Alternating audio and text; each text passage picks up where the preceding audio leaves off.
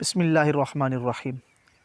ऐसा दुकानदार जो गरीब है बेचारा और 1-2 लाख का सामान ही उसकी दुकान में पड़ा हुआ है, 50,000 का है, 1 लाख का सामान पड़ा हुआ है, तो साल हो गया उसको दुकान बनाए हुए, या इतना माल रखे हुए उसको 1 साल गुजर गया है।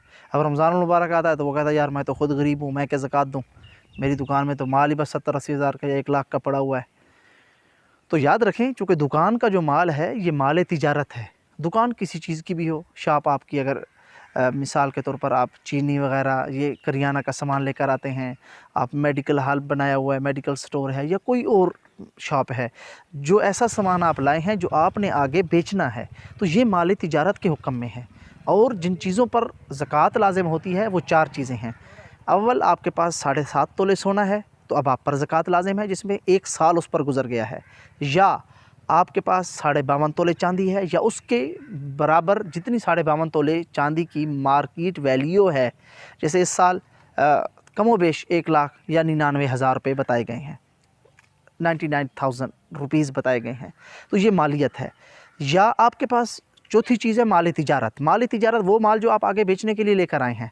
जैसे कॉलोनीज़ वाले हैं जनाब, पूरी कॉलोनी ख़रीदते हैं, 2 करोड़ की ख़रीद ली, 3 करोड़ का वो रकबा ख़रीद कर वहाँ कॉलोनी बनाते हैं, तो उन पर भी ये ज़कात लाज़िम है, क्योंकि उनका रकबा जो है वो आगे बेचने के लिए है। इसी तरह जो शॉप बनाए बैठा है, उसने जितने पैसे लगाए हुए हैं, जो उसने माल ख़रीदा हुआ है, वो उसने आगे बेचने के लिए ख़रीदा हुआ है।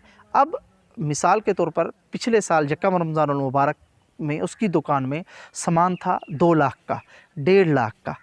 अब इस रमज़ानुल मुबारक को हिसाब करेगा जो 2.5 लाख का सामान पड़ा हुआ है, तो अब 2.5 लाख पर उसको लाजिम है कि वो ज़कात दे। वो ये नहीं कह सकता कि मेरे तो रोज़ी रोटी यही है, मेरा तो कमाने का ज़रिया यही है, तो मैं क्या कहाँ से करूँ।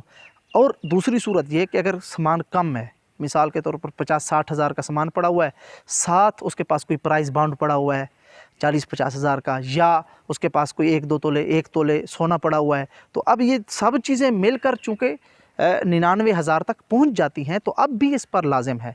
तो गुनाहगार मत हों, ज़कात ज़रूर दें। याद रखें कि हज़रत सैयदना अबू बकर सिद्दीक़ रज़ियल्लाहु ताला अन्हु ने बाकायदा उन लोगों के ख़िलाफ़ जिहाद किया जो नमाज भी पढ़ते थे, रोज़ा भी रखते थे, हज भी करते थे, लेकिन ज़कात नहीं देते थे। तो आज वो लोग जो ज़कात नहीं देते, वो कहते हैं जी हम अल्लाह को मानते हैं, अल्लाह के रसूल को मानते हैं। अल्लाह के बंदो, इतना माल पड़ा हुआ है, गरीबों को ज़कात दो, ये माल का हक़ है। अल्लाह तबारक व तआला ने कुरान पाक में इरशाद फरमाया, खुज़ मिन अम्वालिहिम सदक़ा, कि उनके माल से ये ज़कात लो, तो ज़कात आप पर लाजिम है।